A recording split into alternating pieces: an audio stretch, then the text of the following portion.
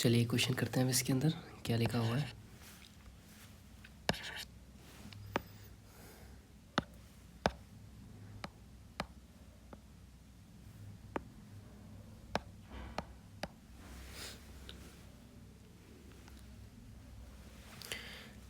Question है which of following compounds of nitrogen when in excessive amount in water contribute to the illness known as infant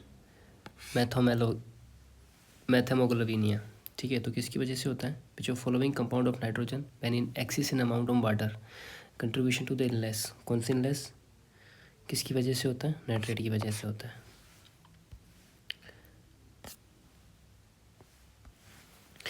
अब various permissible limit समझते हैं। तो permissible limit of various compounds देख लेते हैं कौन कौन से कंपाउंड्स की कितनी कितनी परमिसिबल लिमिट होती है। जैसे टोटल सस्पेंडेड सॉलिड जो होता है उसकी 500 होती है, उसका कोज ऑफ रिजेक्शन 2000 होता है, मतलब 500 से लेके 2000 के बीच में होती है। टर्बिडिटी जो होती है 1 to 5 होती है, जिसकी यूनिट NTU होती है। उसके बाद में आता है कलर की यूनिट टीसीयू आती है जो 5 से लेके 25 तक होता है। उसके बाद में आता है टेस्ट और ऑर्डर जो होता है 1 से लेके 3 तक, जिसे टोन बोला जाता है, जिसकी यूनिट होती है टोन में मेजर होता है। उसके बाद में बात आती है TDS की। जो TDS जो होता है वो होता है 500 से लेके 2000 के बीच में, मतलब TSS और TDS दोनों की लिमिट सेम होती हैं। उसके बाद में आती है एल्कलिनिटी कितनी होती है? 200 से लेके 600 तक होती है। pH कितना होता है? 7 से लेके 8.5 या 6 और इसके कॉज ऑफ रिजेक्शन जो होते हैं लेस देन 6.5 और ग्रेटर देन 9.2। हार्डनेस जो होती है वो 200 से लेके 600 के बीच में होती हैं। नेक्स्ट चलते हैं।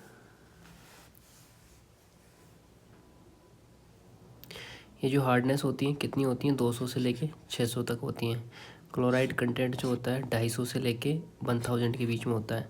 फ्री अमोनिया होता है वो 0.5 से लेके 0.15 होता है, कोज और परमिसिबल दोनों, रिजेक्शन और परमिसिबल। ऑर्गेनिक अमोनिया की बात करें तो 0.3 होता है दोनों ही। नाइट्राइट की बात करें तो 0 होता है। नाइट्रेट की बात करें तो 45 होती हैं।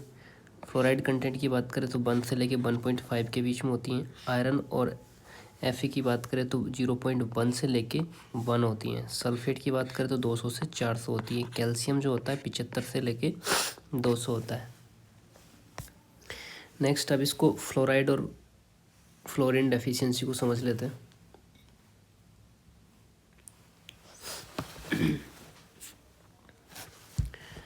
फ्लोराइड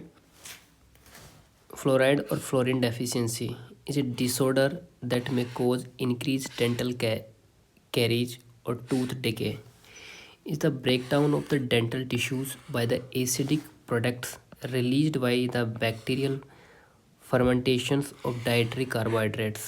मतलब इसको आप ऐसे समझो कि हमारी बॉडी को कुछ मिनरल्स या केमिकल सही अमाउंट में चाहिए होते हैं। ठीक है, अगर कम हो जाएंगे तो डेफिशिएंसी प्रॉब्लम हो जाएगी, अगर ज़्यादा हो जाएंगे तो टॉक्सिसिटी प्रॉब्लम्स होगी। मतलब हमारी बॉडी को दोनों कंडीशन में ही बैलेंस करके रखना होता है। अगर एक ज़्यादा या एक कम हो जाता है तो उससे ये जो इफ़ेक्ट है हमारी बॉडी के लिए डेंजरस हो सकता है। तो अगर यहाँ पर ये फ्लोराइड और फ्लोरीन डेफिशिएंसी को अच्छे से समझे इसको, तो मतलब फ्लोराइड जो होता है वो दांतों को स्ट्रॉन्ग बनाता है। जब फ्लोराइड कम होता है तो बैक्टीरिया इजीली दांत पर अटैक करते हैं, और ये बैक्टीरिया क्या करते हैं? कार्बोहाइड्रेट्स जो शुगर और स्टार्च होता है उसको तोड़कर एसिड बनाते हैं। ठीक है, और ये धीरे धीरे क्या करते हैं? एनिमल और डेंटल टिश्यू को डिज़ोल्व कर देते हैं, और जिससे कैविटी बन जाती है। ठीक है, मतलब बिल्कुल आप इस चीज़ को ना वैसे समझो जैसे जैसे सीमेंट कमज़ोर हो जाता है दीवार के अंदर, तो दीवार क्या होती है? जल्दी टूट जाती है। वैसे ही फ्लोराइड कम हो जाता है तो दांत कमज़ोर हो जाते हैं, और वो दांत जो सड़ने लगते हैं। ठीक है, अब बात करते हैं हम एक्सेस ऑफ नाइट्रेट के बारे में। तो excess of nitrate is harmful to infant and cause methemoglobinemia और ब्लू बेबी डिजीज़।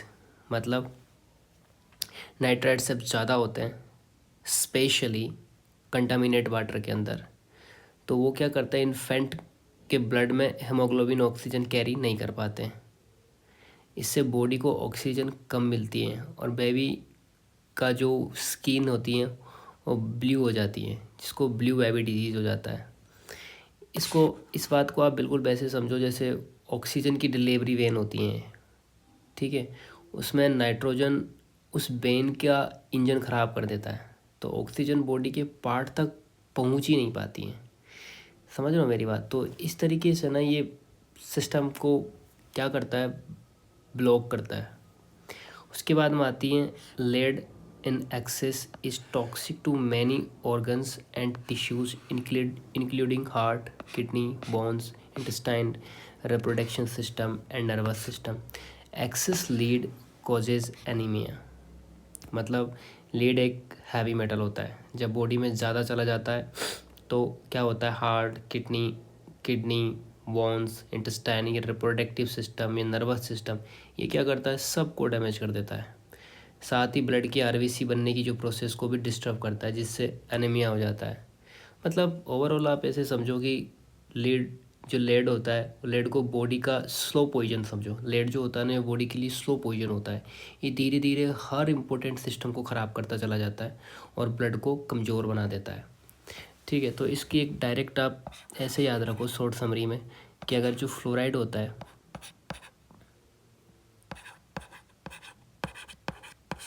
वो क्या करता है, दांतों को सड़ा देते हैं आपके। दूसरा जो होता है नाइट्रेट्स, ये क्या करता है, ये बच्चों के अंदर ऑक्सीजन सप्लाई को फेल कर देता है। ठीक है, और अगर लेड ज़्यादा होती है तो क्या होता है कि मल्टी ऑर्गन डैमेज होता है और एनीमिया हो जाता है। ठीक है, नेक्स्ट चलते हैं।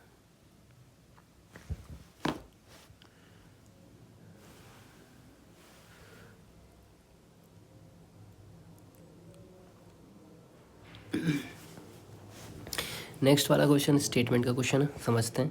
Consider the following statement with reference to the mixing of industrial waste water with domestic waste water. इसका फर्स्ट है, the industrial waste water can be mixed with the domestic water when it has higher BOD.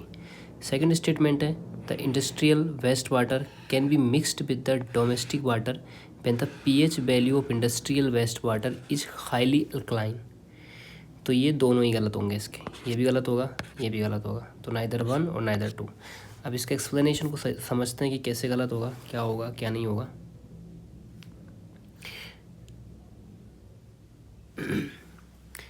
H पर I S 3306/1974 industrial waste water can be discharge into the sewer line only if the satisfy the following tolerance limit. Characteristics और tolerance limit समझते हैं। तो BOD of 5 days जो होती हैं वो कितनी होती है, 500 मिलीग्राम पर लीटर। पीएच कितना होता है, 5.5 से लेके 9 तक। टीएसएस जो होता है वो होता है 600 milligram per litre. Temperature 45 degree होता है। और ऑयल एंड ग्रीस जो होता है उसकी टॉलरेंस लिमिट होती है 100 मिलीग्राम। मतलब इसकी बेसिक सोच अगर इसकी हम समझे तो वो क्या है, मतलब सीवर लाइन एक कॉमन ट्रीटमेंट सिस्टम होता है। ठीक है, अगर इंडस्ट्रियल वेस्ट वाटर बहुत ज़्यादा डर्टी या एसिडिक या एल्कलाइन है या गर्म है तो सीवर पाइप ट्रीटमेंट प्लांट के बैक्टीरिया और सिस्टम को डैमेज कर देगा। इसलिए गवर्नमेंट ने एक लिमिट फिक्स की है, ये सारी लिमिट्स, कि सिर्फ वही इंडस्ट्रियल वेस्ट वाटर सीवर में जा सकता है जो इस सेफ रेंज को फॉलो करता हो, अदरवाइज वो डिस्पोज नहीं कर सकता। ठीक है, जैसे ये 500 मिलीग्राम दे रखा है, मतलब ज़्यादा बीओडी होगा तो ज़्यादा ऑर्गेनिक पोल्यूशन होगा, बैक्टीरिया ऑक्सीजन को ख़त्म कर देंगे। ठीक है, वैसे ही ये पीएच वाली रेंज को अगर हम समझें तो बहुत ज़्यादा एसिड या एल्कलाइन होगा वाटर पाइप और माइक्रोब्स को क्या करता है, नुकसान पहुंचाता है। ठीक है, उसके बाद में जो आता है ये टीएसएस, मतलब ज़्यादा सॉलिड से क्या करता है, सीवर चोक हो जाता है। अगर ज़्यादा सस्पेंडेड सॉलिड जाएगा तो उससे सीवर चोक हो जाएगा। तो ये कितना रखना है आपको, 600 मिलीग्राम ही रखना है। और दूसरा जो आता है टेम्परेचर क्या होता है, अगर टेम्परेचर हाई होगा तो बैक्टीरिया को क्या कर देगा, वो किल कर देगा। उसके बाद में आता है ऑयल और ग्रीस के बारे में, तो ये 100 मिलीग्राम इसकी लिमिट होनी चाहिए। मतलब पाइप जम जाती हैं किसकी वजह से ये पाइप के अंदर ना जम जाता है, जिससे क्या होता है, ट्रीटमेंट डिस्टर्ब होता है। ठीक है, अब बात करते हैं based on above table the industrial waste water can discharge into sewer if BOD is less than 500 milligram and pH range from 5.5 to 9. In general, higher alkalinity means pH greater than 10 and higher BOD means industrial waste is highly polluted and B cannot discharge of mix with sewer lines. तो इसके दोनों statement ही गलत है। तो मतलब पहली जो line दे रखी है इसके अंदर कि इंडस्ट्रियल वेस्ट वाटर सीवर में तब डिस्चार्ज हो सकता है जब BOD less than 500 milligram per litre हो और जिसका pH जो है वो 5.5 से लेके 9 के बीच में हो। ये स्टेटमेंट बिल्कुल सही है क्योंकि टेबल में यही टॉलरेंस लिमिट दे रखी है। ठीक है, बात करते हैं कि अगर एल्कलिनिटी का जो pH है वो ग्रेटर देन 10 है तो higher BOD mean industrial waste highly polluted है और सीवर में मिक्स नहीं हो कर सकते। तो ये भी बात सही है, पर pH जो है ग्रेटर देन 10 वाटर बहुत ज़्यादा एल्कलाइन हो गया है, सीवर के लिए ये डेंजरस हो सकता है। तो हाई BOD मतलब बहुत ज़्यादा ऑर्गेनिक पोल्यूशन और ट्रीटमेंट प्लांट ओवरलोड हो जाएगा। तो प्रॉब्लम यहाँ गलती क्या है, सबसे बड़ी दिक्कत ये है कि क्या गलती है इस जगह पे। तो गलती को अगर समझे तो ये दोनों ही लास्ट में लिखा है, hence which statement is correct, है ना। तो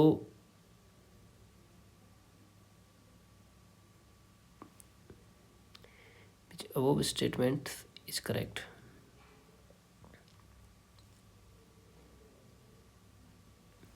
हाँ ठीक है, सही है, इसमें यही आएगा, दोनों स्टेटमेंट ही गलत है।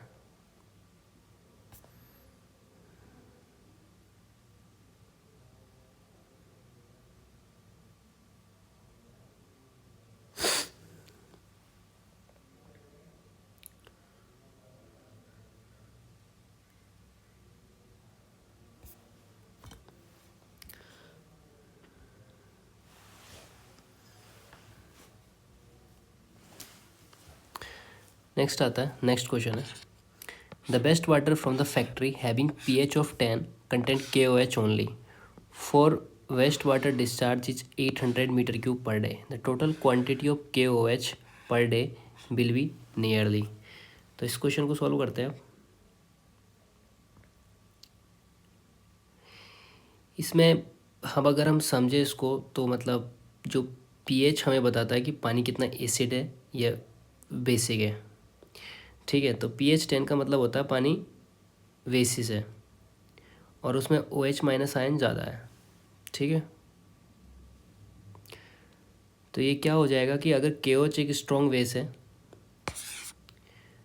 जो पानी में पूरी तरह डिसोसिएट करता है, मतलब ऐसे समझो कि जितना ज़्यादा KOH होगा उतना ही ज़्यादा OH माइनस मिलेगा आपको।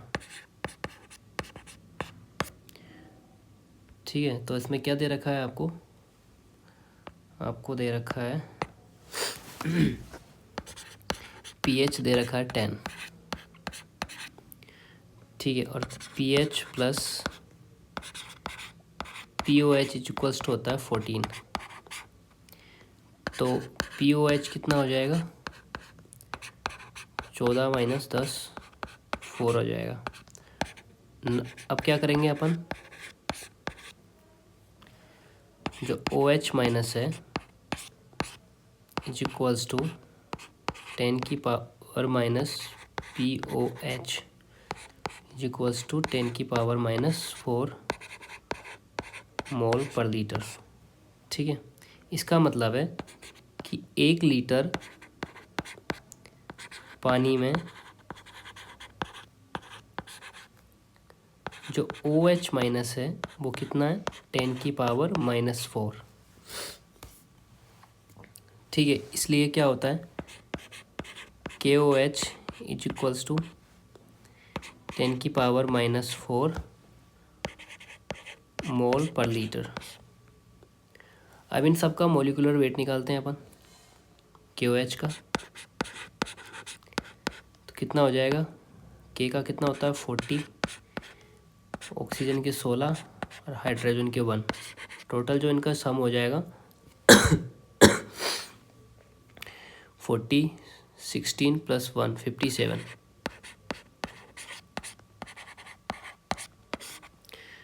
ठीक है, इसका मतलब है 57 का कि 1 मोल KOH का जो वेट है वो कितना हो जाएगा, 57 ग्राम। अब इसमें फ्लो कितना दिया हुआ है हमको, the best water from a factory having pH of 10 and container KOH only, the water discharge of 800 metre cube per day. तो फ्लो दिया है इसके अंदर अपन को 800 मीटर क्यूब पर डे, ठीक है। तो टोटल वाटर कितना होगा पर डे का, ये हो जाएगा 800 इंटू 1000, तो ये हो जाएगा 8 इंटू 10⁵ लीटर पर डे, ठीक है। और हर लीटर में कितना KOH है, कितना KOH है, ये 10⁻⁻4 मोल, ठीक है। तो टोटल मोल पर डे कितना हो जाएगा, ये हो जाएगा 8 इंटू 10⁵ इंटू 10⁻⁻4, टोटल हो जाएगा 8 इंटू 10⁻1, मतलब टोटल 80 मोल्स पर डे, ठीक है। अब निकालना अपन को टोटल वेट। टोटल वेट कितना कैसे निकलेगा, मोल्स इंटू मोलिकुलर वेट,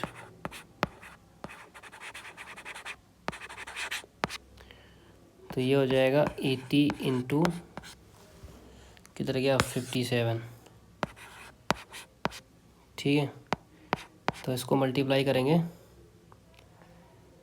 7 0 56 का 6, ठीक है, 0 5 और ये आ जाएगा 40 4 5 ग्राम पर डे, मतलब इसको किलोग्राम में बदलेंगे तो हो जाएगा 4.56 किलोग्राम पर डे, ठीक है। तो इसका फाइनल आंसर कितना होएगा, 4.5 किलोग्राम पर डे। नेक्स्ट चलते हैं,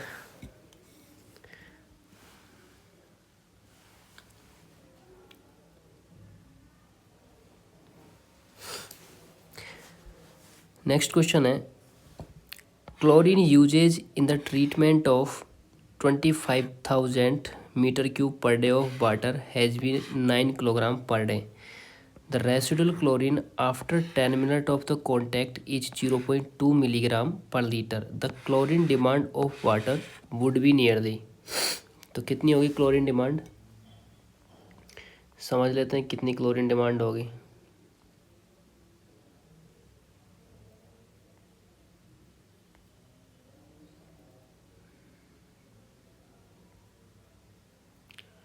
इसमें क्या दे रखा है अपन लोगों को, इसमें दे रखा है कि क्लोरीन कितनी ऐड हो रही है इसके अंदर, 9 kilogram per day.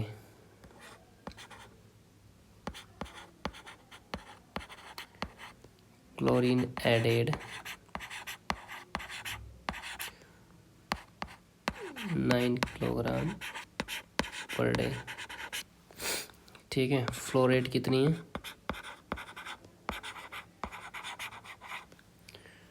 25,000 metre cube per day. Residual chlorine कितना है,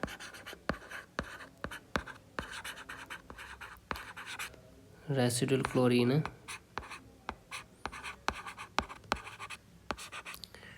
0.2 मिलीग्राम पर लीटर। अब सबसे पहले स्टेप 1 में हम क्या करेंगे, क्लोरीन कंसंट्रेशन निकालनी है। तो क्लोरीन का कंसंट्रेशन कैसे निकालेंगे, 1 मीटर क्यूब में कितना होता है 1000 लीटर, तो 25,000 में 25,000 मीटर क्यूब पर डे कितना हो जाएगा। इसको इससे मल्टीप्लाई करेंगे तो 3 के पीछे 3 जीरो और जोड़ देंगे अपन, 1 2 3 1 2 3 लीटर पर डे। ठीक है, तो ये क्या हो गया, पढ़ा रहने थे।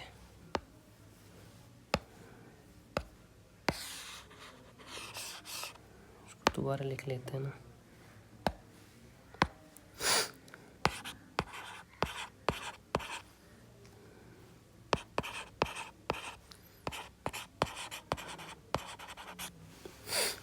तो अब 9 किलोग्राम कितने के बराबर हो जाएगा,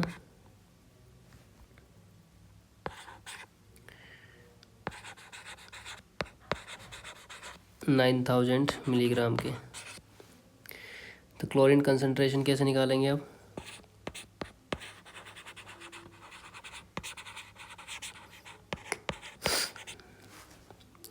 ये 9000 को डिवाइड कर देंगे 25,000 से,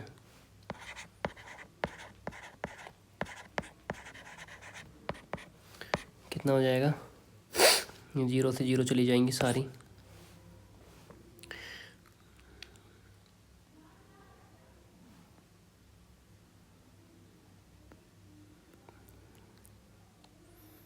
ये आ जाएगा 0.36 मिलीग्राम पर लीटर। मतलब हर 1 लीटर पानी में तुमने 0.36 मिलीग्राम क्लोरीन डालनी है। ठीक है, ये स्टेप नंबर 1 हो गए। अब आती है स्टेप 2। इसमें क्या करना है, इसमें जो रेसिडुअल क्लोरीन जो आपको दी गई है वो कितनी दी है,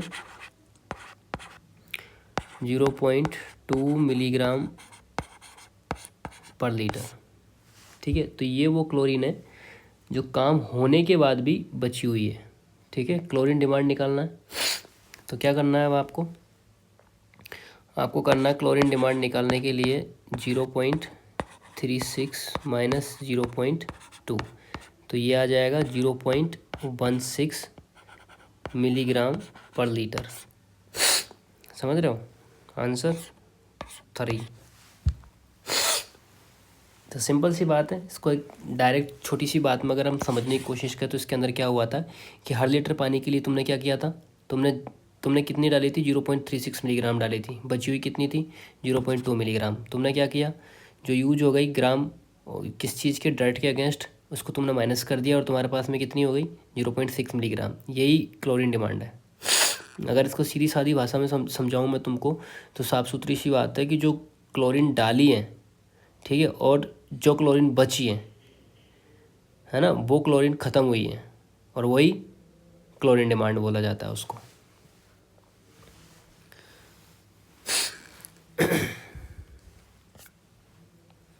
अब समझ लेते हैं क्लोरीन डिमांड को।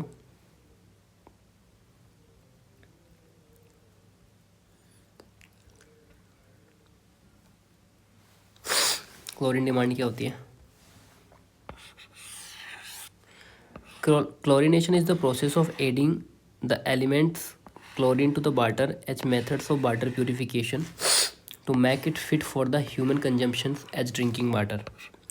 Chlorine is the most widely used disinfectant. It is destroy the disease causing organism quickly and usually within 30 minutes of the contact period. When the chlorine is added to the water source, it is purify the water by damaging the cell structure of the bacteria pollutants, thereby destroying them. The amount of chlorine needed to be discard chlorine demand. The remaining chlorine concentration after the chlorine demand is accounted as residual chlorine or total residual chlorine. The residual chlorine is further divided into two categories like combined residual chlorine and free residual chlorine, है ना। तो chlorine demand क्या होती है, total chlorine added minus residual chlorine. अगर इसको साफ सी बात में समझे, इसका इसका अच्छे से विश्लेषण करें तो बात ये निकल के आती है इसमें कि वाटर को सेफ बनाने के लिए हम क्लोरीन ऐड करते हैं। ठीक है, सोचो क्लोरीन एक बॉडीगार्ड जैसा है जो पानी में घुसकर सारे बैक्टीरिया और जर्म को मार देता है। पर क्लोरीन को थोड़ा हिस्सा जर्म को मारने में ख़त्म हो जाता है और थोड़ा हिस्सा बचा रह जाता है ताकि फ्यूचर में जो प्रोटेक्शन दे सके। समझ रहा मेरी बात? अभी यहाँ आती है क्लोरीनेशन होता क्या है। क्लोरीनेशन का मतलब है पानी में क्लोरीन ऐड करना ताकि पानी ड्रिंकिंग के लिए सेफ हो सके। और क्लोरीन बैक्टीरिया, वायरस और डिजीज़ से जो बीमारियां होती हैं उनको डिस्ट्रॉय कर सके। मतलब पानी में क्लोरीन डालकर उसके जर्म फ्री बनाना ही क्लोरीनेशन है। अब आती है क्लोरीनेशन का काम कैसे होता है। क्लोरीनेशन काम कैसे होता है, तो क्लोरीनेशन बैक्टीरिया के जो सेल स्ट्रक्चर को क्या करता है, डैमेज कर देता है। ठीक है, सेल स्ट्रक्चर क्या कर देता है, डैमेज कर देता है। किधर गया डैमेज वाला portion, thereby destroying them, destroy कर देता है। जैसे ही किसी घर की दीवार तोड़ता है और घर गिर जाता है नीचे, होता है ना किसी ने बुलडोजर चला दिया फाउंडेशन के नीचे और जैसे ही फाउंडेशन तोड़ी घर गिर गया, वैसे ही बैक्टीरिया भी क्या करता है, सेल स्ट्रक्चर को तोड़ देता है, जिससे बैक्टीरिया मर जाता है। यूजुअली 30 मिनट के अंदर क्लोरीन जर्म को डिस्ट्रॉय कर देता है। अब बात करते हैं क्लोरीन डिमांड क्या होती है। जितनी क्लोरीन पानी के अंदर होगा बैक्टीरिया को मारने के लिए, ऑर्गेनिक मैटर को ऑक्सीडाइज करने के लिए और इम्प्योरिटीज़ के साथ रिएक्ट करने में जो कंज्यूम हो जाती है, उसी को क्लोरीन डिमांड कहते हैं। समझ रहे हो? मतलब बैक्टीरिया को मारने के लिए, क्लोरीन मैटर को ऑक्सीडाइज करने के लिए और इम्प्योरिटी के साथ रिएक्ट करने में जो कंज्यूम हो जाती हैं, उसी को क्लोरीन डिमांड कहते हैं। मतलब एक लाइन की बात बताऊँ मैं तुम्हें भाई लोगों, तो बात ये है कि क्लोरीन का वो हिस्सा जो काम करते करते ख़त्म हो गया, ठीक है, वो डिमांड है, और जो काम करते करते बच गया है ना, वो रेसिडुअल है। अब रेसिडुअल क्लोरीन क्या होती है। क्लोरीन डिमांड पूरी होने के बाद जो क्लोरीन बचा रह जाता है, जैसे तुमने मैसनरी बनाई, ठीक है, और मैसनरी बनाने के जितना सीमेंट, जितना कंक्रीट यूज़ हो गया, मतलब तुमने क्या किया था कि तुम्हारे पास में 5 क्यूबिक तुम्हारे पास में कंक्रीट है, ठीक है। अब उसमें से तुमको एक दीवार बनवानी थी और उस दीवार में से क्या किया तुमने, 4 क्यूबिक कंक्रीट यूज़ कर लिया, क्योंकि इतनी तो ज़रूरत थी वहाँ पर उस दीवार को बनाने में, प्रोटेक्शन गार्ड को बनाने में। अब बाकी का जो 1 क्यूबिक बच गया वही रेसिडुअल होता है, ठीक है। अब ये जो रेसिडुअल होती है ना, ये भी 2 तरीके की होती है। कौन कौन सी? एक होती है कंबाइंड रेसिडुअल, दूसरी होती है फ्री रेसिडुअल। फ्री रेसिडुअल का मतलब होता है जो डायरेक्टली क्लोरीन की फॉर्म में होता है, जो ज़्यादा पावरफुल होता है। कंबाइंड रेसिडुअल क्लोरीन वो होती है जो अमोनिया या नाइट्रोजन कंपाउंड के साथ रिएक्ट करके बनाता है। समझ रहे हो मेरी बात? ये जो फॉर्मूला दे रखा है इसको समझो। मान लो तुम 10 चॉकलेट लेके आए, ठीक है, उसमें से 7 चॉकलेट तुम खा गए। ये क्या थी? तुम्हारी अंदर की जो हंगर डिमांड थी ना चॉकलेट खाने की, ये वो थी। और बाकी की जो 3 चॉकलेट बच गई तुम्हारे पास में, समझ रहे हो, ये क्या है? Residual chlorine. मतलब तुम्हें लगा कि मैं पढ़ते पढ़ते बाद में अगर मुझे कभी याद आई तो बाकी ये 3 चॉकलेट मैं उस टाइम खा लूँगी। होती ना अंदर से, तुम जब हम पढ़ते रहते तो फिर लगता है कि यार कुछ तो खाने को मिले इस टाइम पे। तो तुमने 10 चॉकलेट ऑलरेडी रख रखी थी, वो भी 10 डेयरी मिल्क अपनी बैग में, उसमें से 7 तुम खा गए क्योंकि उस टाइम तुम्हारी डिमांड बढ़ रही थी, तुम्हारा मूड ख़राब हो रहा था। जो 3 चॉकलेट तुम्हारे पास में बच गई वो बाद के लिए रख लिया तुमने, तो वही रेसिडुअल क्लोरीन है। समझ रहे हो मेरी बात? तो ये जो क्लोरीन ख़त्म हो गई है वही क्लोरीन डिमांड है, जो क्लोरीन बच गई है वो रेसिडुअल है। जो यूज हो गया वो हो गया, और जो तुम्हारे पास बच गया वो बच गया, वो रेसिडुअल है। अब इस डायग्राम को समझते हैं। तो इसमें क्या है, क्लोरीन के एडिशन, एक ये फ्लो चार्ट दे रखा है, इस फ्लो चार्ट को हम अच्छे से समझ लेते हैं। तो सबसे पहले क्या होता है, क्लोरीन एडेड होती है।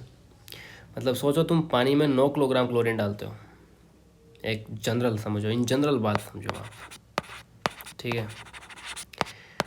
आप क्या करते हो, पानी में 9 किलोग्राम क्लोरीन डालते हो, ठीक है। इसमें से कुछ क्लोरीन जर्म और इम्प्योरिटीज़ को मारने में ख़त्म हो गई। ये 9 किलोग्राम क्लोरीन कहाँ पर यूज हो गई? जर्म और इम्प्योरिटीज़ को ख़त्म करने में। ये क्या थी? ये डिमांड थी, ठीक है। और कुछ क्लोरीन बच जाती हैं जो फ्यूचर में सेफ्टी के लिए रहती हैं, वो रेसिडुअल क्लोरीन होती हैं। अब फ्लो चार्ट के हिसाब से अगर हम समझें तो पहला जो है ये है क्लोरीन एडेड, मतलब initial chlorine concentration add to water. Initial chlorine concentration add to water मतलब जितनी क्लोरीन हम स्टार्टिंग में पानी में डालते हैं, समझ रहे हो ना। मतलब ये वो टोटल बजट है जो तुम्हें क्लोरीन के नाम पे अलॉटेड कर दिया है, मतलब ये वो फंड है जो जो तुमने किसके नाम पे कर दिया है, एलोकेटेड क्लोरीन के नाम पे। अब आती है क्लोरीन डिमांड। तो कितना फंड किया तुमने भाई, जो तुमने बोला कि भाई मैंने 9 किलोग्राम मेरे पास में टोटल बजट था इस पूरी ऑपरेशन को या पूरी प्रोसेस को करने के लिए, तो इतना फंड मैंने दे दिया है। जैसे आपने कहा कि मेरे पास 100 करोड़ रुपए इस रोड को बनवाने के लिए, ठीक है, तो आपने 100 करोड़ रुपए दे दिए। वैसे ही आप इस सब्जेक्ट की लैंग्वेज में समझो कि भाई साहब मेरे पास में 9 किलोग्राम ही क्लोरीन थी, इतना बजट था, तुम्हें साफ़ करनी है तो करो, नहीं तो मत करो, तुम्हारा काम होना तो हो, नहीं तो मत हो, मुझे कोई तकलीफ नहीं है इस बात से। समझ रहे हो मेरी बात। तो 9 किलोग्राम क्या थी, क्लोरीन एडेड किया आपने, ये वो टोटल बजट है जो तुमने क्लोरीन के नाम पे अलोकेट किया था। उसके बाद में आती है क्लोरीन डिमांड। तो ये क्या होती है, reaction with organic material metal other compound present in water prior to the disinfections. मतलब पानी में पहले से जो dirt, bacteria, iron, ammonia, organic matter जो भी थे, क्लोरीन उनसे रिएक्ट करके ख़त्म हो जाती हैं। समझ रहे हो मेरी बात। पानी में जो आपके दुश्मन बैठे हुए थे छिपके, जैसे dirt, bacteria, iron, ammonia, organic matter, उन सब को क्लोरीन उनसे रिएक्ट करते करते, युद्ध करते करते वो ख़त्म हो गया। ये वो क्लोरीन का हिस्सा है, ये वो क्लोरीन का हिस्सा है जो लड़ते लड़ते शहीद हो जाता है ना। अब बात आती है टोटल क्लोरीन। टोटल क्लोरीन को समझे कि remaining chlorine concentration after chlorine demand of water. मतलब remaining chlorine concentration after the chlorine demand, demand पूरी होने के बाद जो क्लोरीन बची हुई है, ठीक है। बैटल के बाद जो आपके पास में जो सैनिक थे, जो सोल्जर बच गए, अभी युद्ध करते करते मारे गए, कुछ तो शहीद हो गए, और जो कुछ बच गए वही रेसिडुअल क्लोरीन होती हैं। अब ये दो तरीके की होती हैं। जो फ्री क्लोरीन होती है क्या होती है, concentration of the chlorine available for the disinfection. Combined का मतलब the concentration of the chlorine combined with the nitrogen in water and unavailable for the disinfection. मतलब chlorine combined with the nitrogen available for the disinfection. इसका मतलब है कि जब chlorine ammonia nitrogen के साथ मिल जाती हैं तो क्लोरामाइन बन जाती है। वो क्या बन जाती हैं, क्लोरामाइन, और ये एक वीक डिसइंफिकेंट हो जाता है। मतलब ये सोल्जर्स हैं जो किसी और काम में बिजी हो गए थे, अब वो डायरेक्ट फाइट नहीं कर सकते। समझ रहे, मतलब कभी कभी नहीं होता है कि तुम्हारी पोस्टिंग बीआरओ में हो गई, ठीक है, तुमको सुबह सुबह दौड़ करवा रहे हैं, अब तुम क्या कि दौड़ नहीं कर पा रहे हो, तो तुम्हें क्या करेंगे वहाँ पे, तुम्हें दे देंगे खाना बनाने के लिए कि तुम ऐसे करो, सबका खाना बनाओ। तुम फाइट नहीं कर सकते, तुम साइड पे नहीं जा सकते, ठीक है। चलो अब नेक्स्ट क्वेश्चन की ओर रवानगी लेते हैं।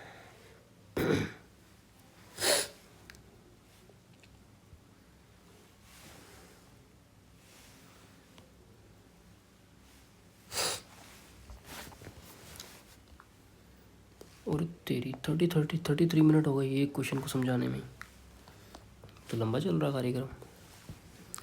The demand of water is 150 litre head per day in A city of 1 lakh population. The factor of safety is taken 1.5, detention time is H 4 hours and overflow rate is 20,000 liter per day meter cube. The area of 3 meter deep plain sedimentation tank as per surface loading consideration will be। तो कितनी होगी इस बात को समझ लेते हैं, ठीक है। तो सबसे पहले मुझे तो ऐसा लगता है कि इसको सॉल्व कर लेते हैं, उसके बाद में इसका देख लेंगे। तो अपन को क्या क्या दे रखा है इसके अंदर, जो डिमांड ऑफ वाटर दे रखी है वो कितनी दे रखी है अपन को,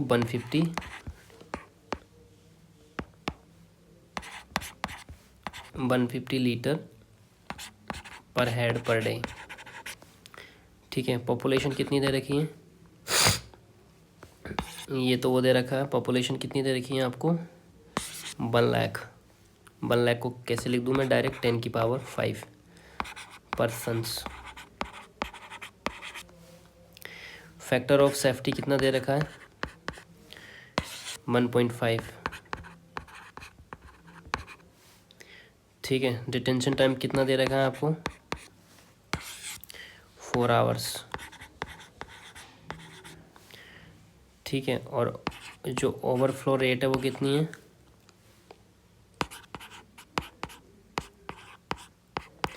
वो है 20,000 लीटर डे पर मीटर स्क्वायर। कितना हो जाएगा? 20 मीटर क्यूब पर डे पर मीटर स्क्वायर। डेप्थ कितनी दे रखी है टैंक की?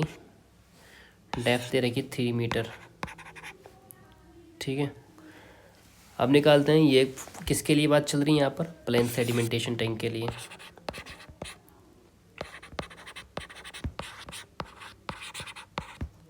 अरे यार, प्लेन सेडिमेंटेशन टैंक के लिए। ठीक है, तो अब क्या निकालना है अपन को निकालना है क्यू एवरेज। क्यू एवरेज कैसे निकालेंगे? 150 इंटू पॉपुलेशन 10⁵ लीटर पर डे। तो ये कितना हो जाएगा? ये हो जाएगा आपके पास में 15,000 मीटर क्यूब पर डे। ठीक है, अब मैक्सिमम और पीक अमाउंट ऑफ वाटर कितना होगा? मैक्सिमम और पीक अमाउंट ऑफ वाटर कितना रिक्वायर्ड होगा? क्यू पीक कितना हो जाएगा? इसको मल्टीप्लाई कर देंगे 1.5 इंटू 15,000। तो ये निकल के आएगा आपके पास में 2.25। सही है। 15 5 75 7 15 कम 15 और 7 22। हाँ, तो 2.25 हो जाएगा। 22 कुछ आ रहा है ना? 22, हाँ, 10⁴ 2.25 मीटर क्यूब पर डे। अब क्या निकालना अपन को? अब निकालना एरिया ऑफ सेडिमेंटेशन टैंक।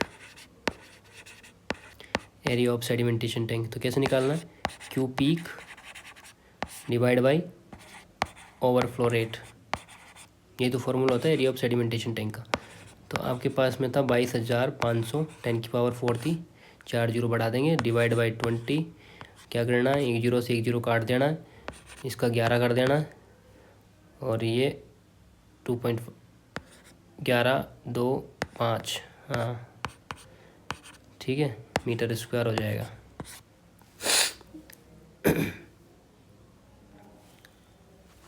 ग्यारह 1125 मीटर स्क्वायर।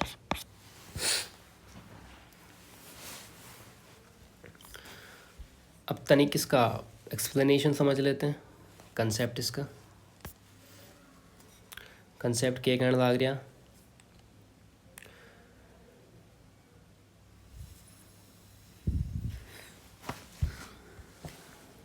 समझते हैं ओवरफ्लो रेट को। It is the ratio of discharge to the surface area of the tank. OFR क्या होता है? Rate of flow of water divide by surface area. OFR कितनी होती है? 12,000 से लेके 18,000 litre metre square per day. किसके लिए? For sedimentation, plain sedimentation tank के लिए। और 24,000 से लेके 30,000 किसके लिए होती है? कोगुलेशन फ्लोकुलेशन सेडिमेंटेशन टैंक के लिए। समझ रहे हैं? नेक्स्ट चलते हैं।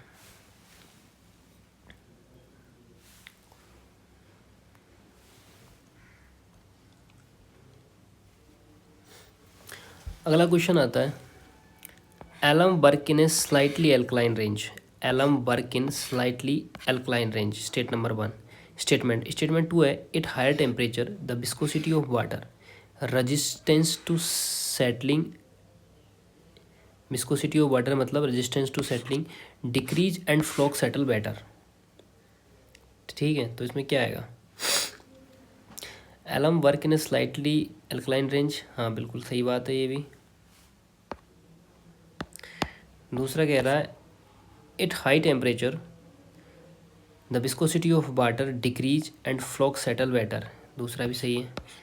पर ये पीएच रेंज से इसका संबंध टेम्परेचर से, तो इसमें आएगा सेकंड। समझ लेते हैं इसको, इसका explanation.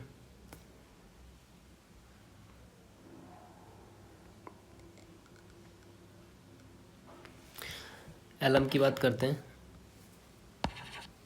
Alum is a universal coagulant. It provide effective flow in the water when the pH of water is a range of 6.5 से 8.5 in alkaline range. It required sufficient alkalinity in water to produce floc. It imparts the non-carbonous hardness in water and water become corrosive. मतलब alum जो होता है, alum is a universal coagulant. मतलब alum जो होता है ये ऑलमोस्ट हर टाइप के टर्बिड वाटर में काम करता है, इसलिए इसको क्या बोला जाता है, यूनिवर्सली बोला जाता है। जैसे डिटॉल सब टाइप के जम पर काम करता है ना, वैसे ही एलम भी सब तरीके के पानी पर काम करता है, अब वो चाहे किसी भी तरीके का हो। दूसरी बात दे रखी है इसमें कि effective flow form when pH 6.5 to 8.5। It means alum को कम करने के लिए स्लाइटली एल्कलाइन मीडियम चाहिए। ठीक है, एलम को काम कराने के लिए क्या चाहिए, स्लाइटली जो एल्कलाइन है वो मीडियम चाहिए। इस रेंज में एल्यूमिनियम हाइड्रोक्साइड फ्लोक प्रॉपरली बनाता है। जैसे कुकिंग के लिए प्रॉपर टेम्परेचर चाहिए होता है, वैसे ही फ्लोक के लिए भी एक प्रॉपर पीएच रेंज चाहिए होती है। नेक्स्ट लिखता है कि इट रिक्वायर्ड सफिशिएंट एल्कलिनिटी। मतलब एलम रिएक्शन में एल्कलिनिटी कंज्यूम करता है। समझ रहे हो मेरी बात? जब एलम की जो रिएक्शन होती है ना, उसके अंदर एल्कलिनिटी कंज्यूम होती है। अगर पानी में एल्कलिनिटी कम हुई तो फ्लोक जो है वो प्रॉपरली नहीं बनेगा। ठीक है, ऐसे समझो कि एलम को काम कराने के लिए फ्यूल चाहिए, और वो जो फ्यूल है वो है एल्कलिनिटी। ठीक है, नेक्स्ट बोलता है it impart non carbonaceous hardness in water and water become corrosive. मतलब जो एलम के अंदर कैल्शियम और मैग्नीशियम आयन बढ़ता है तो उससे क्या होती हैं, हार्डनेस बढ़ती है, और एल्कलिनिटी ख़त्म होने से वाटर कोरोसिव हो जाता है। भाई एल्कलिनिटी नहीं रहेगी तो कोरोसिटी रहेगी, है ना, तो वो क्या हो जाएगा, कोरोसिव हो जाएगा। जैसे नहीं होता कि कभी कभी आपने देखा होगा जैसे सोप लगाने से क्या होता है, हाथ ड्राई हो जाते हैं। ठीक है, वैसे ही एलम से क्या होता है, वाटर थोड़ा एग्रेसिव हो जाता है। अब दूसरा बात करते हैं इसमें effect of temperature on floc formation. When the temperature of water increase the viscosity of water decrease and thus effective floc is formed, which can be removed effectively. When the temperature of the water decrease, the viscosity of the water increase and thus the flocculation process take time to form the effective flocs. मतलब क्या होता है इसमें, temperature increase होता है, viscosity decrease होती है, तो उससे क्या होगा, फ्लॉक बेटर बनता है। समझ रहे हो? मतलब जैसे नहीं है, गर्म पानी पतला होता है, पार्टिकल इजीली उसमें मूव करते हैं और कोलाइड करते हैं, इसलिए फ्लॉक जल्दी और स्ट्रॉन्ग बनता है। जैसे गर्म जैसे आपने देखा जो हनी होता है, शहद होता है, वो गर्म होता है ना तो एकदम थिन हो जाता है, और ठंडी होने के बाद में वो गाढ़ी होने लग जाती है, उसकी थिकनेस बढ़ने लग जाती है, वैसे होता है। और दूसरी बात ये कि अगर टेम्परेचर जो है तो वो डिक्रीज होगा तो क्या होगा, विस्कोसिटी इंक्रीज होगा, और जो फ्लॉक बनने में टाइम लगाएगा। ठंडे पानी में मूवमेंट स्लो होती हैं, पार्टिकल को कोलाइड करने में टाइम लगता है। जैसे सर्दी में नहीं है, लोग स्लो हो जाते हैं, है ना, और गर्मी में फास्ट हो जाते हैं, तो वही बात है। तो ये क्वेश्चन का अगर लॉजिक समझे अगर इसके अंदर हम, तो क्या लगे, जो स्टेटमेंट फर्स्ट में दे रखा है वो दे रखा है कि एलम के बारे में जो गलत क्लेम दिया होगा मोस्टली पीएच या एल्कलिनिटी से रिलेट है। समझ रहे हो मेरी बात? एलम के बारे में जो गलत क्लेम दिया है वो मोस्टली पीएच या एल्कलिनिटी से रिलेट है, और टेम्परेचर और विस्कोसिटी का जो रिलेशन है वो सही है। तो स्टेटमेंट 1 जो होगा इसके अंदर वो गलत होगा, और स्टेटमेंट 2 है वो सही होगा। तो मतलब इसका क्वेश्चन गलत है, इसमें ये आंसर आएगा, ये नहीं आएगा।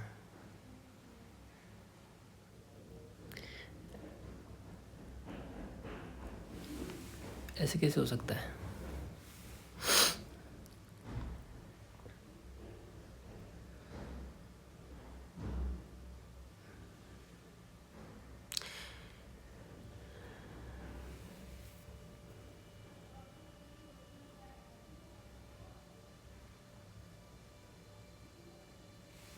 नेक्स्ट चलते हैं।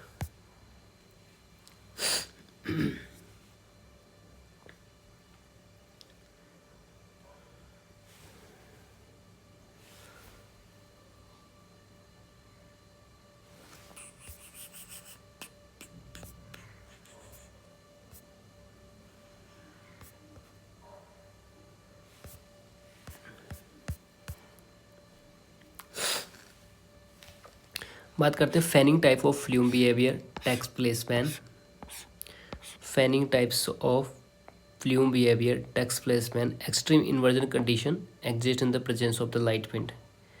Fanning super adiabatic lapse rate prevail with the light to modern wind speed. Extreme inversion condition exist in the presence of the light wind. There exists a strong superadiabatic lapse rate above the surface of the inversions. Flume is caught between the two inversion। नहीं वो नहीं होता, इसमें answer दे रखा second. देख लेते हैं अब अगर एक एक फ्लूम को।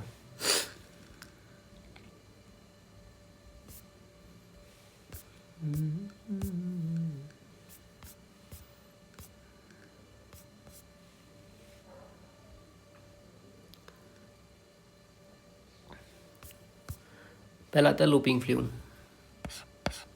अकर इन ए सुपर एडियोबैटिक एनवायरनमेंट, अनस्टेबल होता है, नीड हायर स्टैक होती है। समझ रहे हैं मेरी बात? सुपर एडियोबैटिक होता है, एटमॉस्फेरिक बहुत अनस्टेबल होता है, इसके अंदर फ्लूम ऊपर नीचे वेव होती रहती हैं इसकी, ऐसे ऐसे ऐसे ऐसे, ठीक है। कभी ज़मीन पर के पास आ जाती हैं तो डेंजरस हो जाती हैं, जैसे गर्म पानी का कोई ऑयल की बूंद डाल दो और वो इधर उधर जंप करने लग जाइए ना, ऐसे ही इसके अंदर होता है, इसको हायर स्टैक चाहिए होता है। दूसरी चीज़ ये होती है कि upward vertical rise when the ELR is equals to ALR होता है, ये नेचुरल फ्लूम होता है। इनको डायरेक्ट वहीं से ही पढ़ लेना यार। तीसरा देख रखा है coning plume. When wind velocity is high, when wind velocity is high and sub adiabatic condition is exist, ELR is less than ALR, environmental highly stable होता है। इसके अंदर बात आती है फैनिंग की। Under extreme inversion condition emission will be spread only horizontal. Next आता है lofting plume. When there is a strong super adiabatic condition above surface inversion, such plume has minimum downward mixing as downward motion is prevented by the inversion. Next आता है fumigation fume. When the inversion occur above the top of the stack, the super adiabatic condition prevail below the stack. Next आता है trapping fume. When the inversion layer exists above the emission source as well as the below the source, emitted plume will neither go or nor go down. Next question आ जाता है अब आपका ये वाला। A thermal power plant burn coal at a rate of 8 ton per hour. The coal has sulphur content 4.5%। The rate of emission of CO2 will be. तो क्या होगी, मतलब कोल जलती है, उसमें से जो सल्फर होता है वो ऑक्सीजन के साथ रिएक्ट करके क्या करता है, SO2 गैस बना देता है। मतलब जितना सल्फर जलेगा उतना SO2 बनेगा। तो बस मास कंजर्वेशन का गेम है, करते रहो। तो रेट ऑफ बर्निंग कितनी दे रखी है, वो दे रखी है आपको 8 टन पर आवर्स, मतलब 8 किलोग्राम पर आवर, ठीक है। मतलब हर घंटे में क्या हो रहा है, हर घंटे में 800 किलोग्राम कोल जल रहा है, ठीक है। अब उसमें जो कोल में जो सल्फ़र है वो कितना है, सल्फ़र वो है 4.5%। तो इसका मतलब हो गया सल्फ़र पर आवर कितना बर्न हो रहा है, सल्फ़र पर आवर जो बर्न हो रहा है वो होता है 800 इंटू 4.5 डिवाइड बाई 100, ठीक है। तो ये कितना हो जाएगा,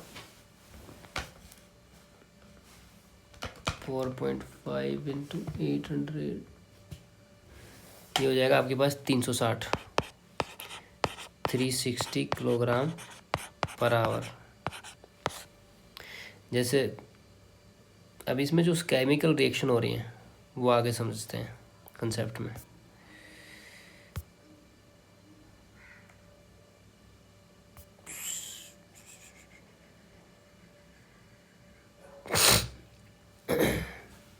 इसके सॉल्यूशन में क्या दे रखा था, रेट ऑफ बर्निंग इतनी दे रखी है, since coal has 4.5% sulphur, so rate burning of sulphur coal इतनी हो जाएगी। Now sulphur coal get converted into sulphur dioxide after burning, तो ये इसकी रिएक्शन हो जाएगी। Molecular moles of sulphur is equals to mole of SO2 हो जाएगा। तो weight of molecular weight upon molecular of SO2 molecular weight of SO2, 360 divide by 32, SO2 divide 64, 720, weight of SO2 200 milligram per litre आ जाएगा इसमें। हाँ सही है, थोड़ा सा घुमाना पड़ेगा, जैसे सही है, रट लेना है इसको।